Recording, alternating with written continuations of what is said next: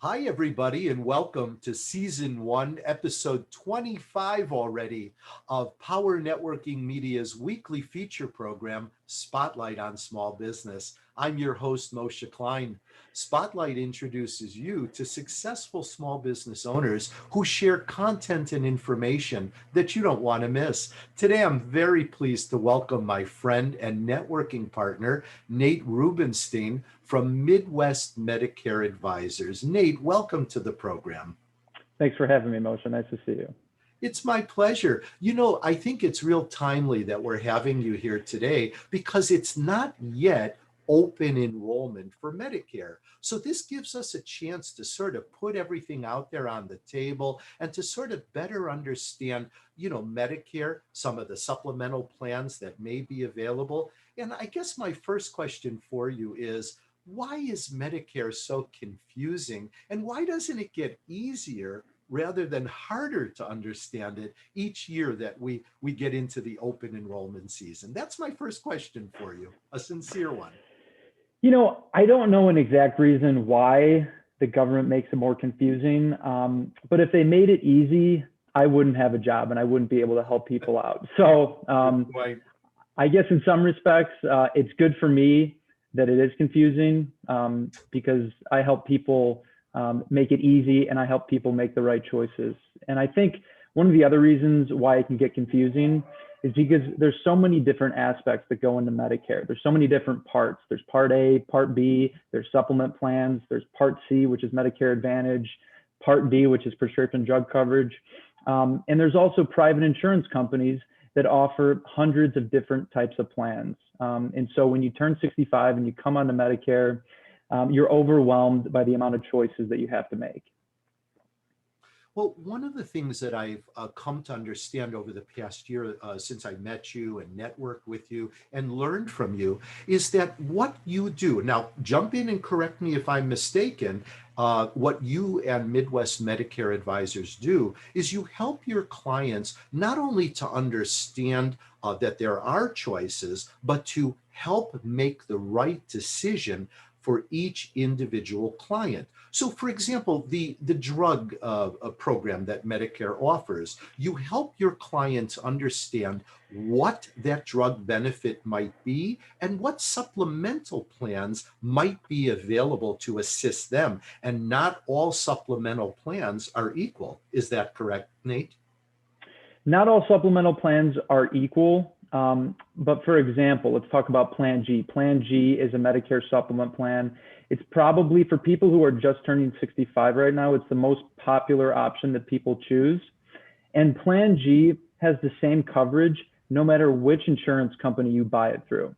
The one difference is the cost of that insurance. And so when I help people, when I'm working with a client where a Medicare supplement plan is the right fit, there's two things I look at: competitive pricing and a reputable carrier. So an insurance company that's been around for a long time, you know that they're not going to close their doors tomorrow, but they also have a strong history of stable rate increases. So I don't want to put a client with an insurance company where it might be the least expensive this year, but if you look at the history, what they do is they'll increase their rates 10% and then they'll bring them down, and then they might increase those rates 15%. And so you're looking for a good plan that fits for you, but also some stability with the pricing and with a good, solid insurance company. Well, let's talk about what Midwest Medicare Advisors does. So a client comes to you and says, you know what, I'm getting ready to go on Medicare within the next year, and I don't understand Medicare, so you'll help them understand it. And then you'll say, well, what does that mean for me in terms of supplemental insurance programs that will help me to offset the cost of potential hospitalizations or long-term care or whatever it might be. So because you're a broker, Nate, you know the companies out there that are offering the various supplemental plans, and you know what might be a good recommendation for each individual client. So is that a correct understanding of how a conversation would go when somebody approaches you ready to start their Medicare benefits? Is that correct? Yeah, and it's a little bit different for each client that I work with because everybody has different health and financial needs.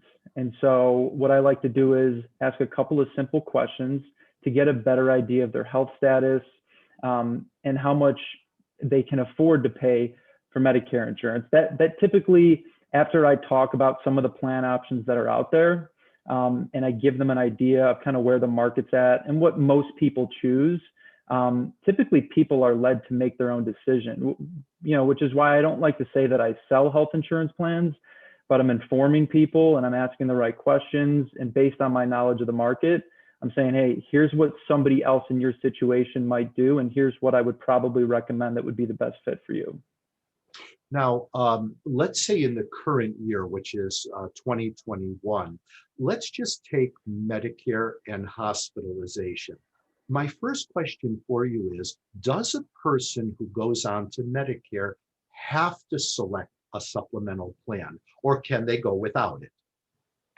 So there's three ways to get your Medicare insurance. Where everything starts is with original Medicare, Part A and Part B. When you turn 65, you enroll in Parts A and Parts B of Medicare. That covers your hospital and your doctor's insurance, covers 80% of all those services. Most people, I would say 99% of people, choose from there to do two things. One is to purchase a Medicare supplement and a prescription Part D plan, which the supplement plan covers that extra 20% that Parts A and B don't. The Part D prescription plan covers their drugs or helps cover their drugs. The other option is to purchase a Medicare Advantage plan, which combines the benefits of Parts A and B, and most of the time includes prescription drug coverage all in one plan. So the first option is A and B, you purchase a supplement and a Part D. So you have two different plans that cover you. With Medicare Advantage, you purchase one plan that I like to think of it as it kind of bundles everything together. That was a great explanation. I actually understand it better now because of that. I have another question that's relevant to the current situation we're dealing with in 2021 and beyond. It used to be years ago, Nate, that when somebody was thinking about starting up their Medicare benefits, they were also thinking about retiring. But nowadays, that's not the case. In many cases, there are people who begin their Medicare benefits but continue working. So is the advice that you would give one of your clients different for somebody who's retiring and maybe purchasing out of pocket those supplemental plans versus somebody who's going to continue to get some insurance benefits through their current employment arrangement? Sure. So for somebody who's going to retire and not work, obviously it always makes sense to come onto Medicare, right? You're getting better coverage. When you look at somebody who is close to that Medicare age, they're in their 60s and maybe they own their own business and they're not getting insurance through a large company, they're on the individual marketplace. Very expensive, coverage isn't great. They're super happy to come onto Medicare because their premiums are going to go down. And for the most part, they're going to get more comprehensive coverage. For somebody who continues to work and continues to get health insurance through an employer, it truly depends. I would say the majority of the time, it's break even or it makes sense to continue to stay on their group employee benefit plan. In some cases, I have worked with companies. I also work with small and mid-sized companies in my capacity. And I've helped people who are continuing to work, they're 66 or 67. And just because of the way that the employee benefit plan is set up, it's actually more advantageous to come onto Medicare. So it truly depends. Nate, I feel like we just started the conversation and there's so many more questions that I want to ask you, but we're quickly running out of time. So please tell me that you'll come back as a returning guest, especially when we get a little closer to the open enrollment season. But I do have one final question to ask you.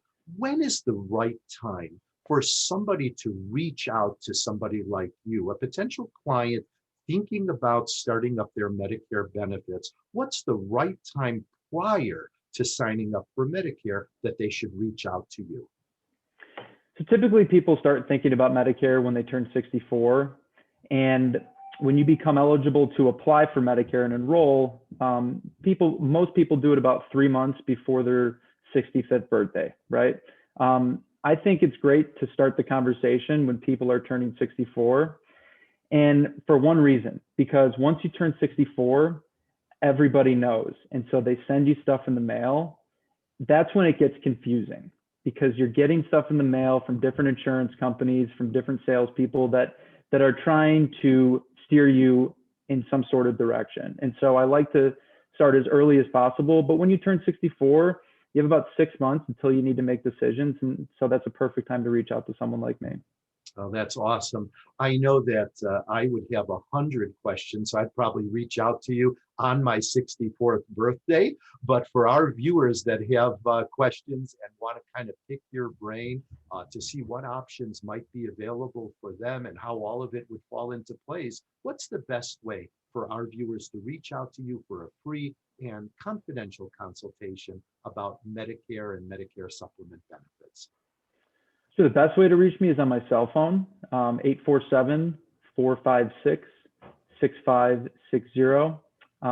And my email, nate@midwestmedicareadvisors.com.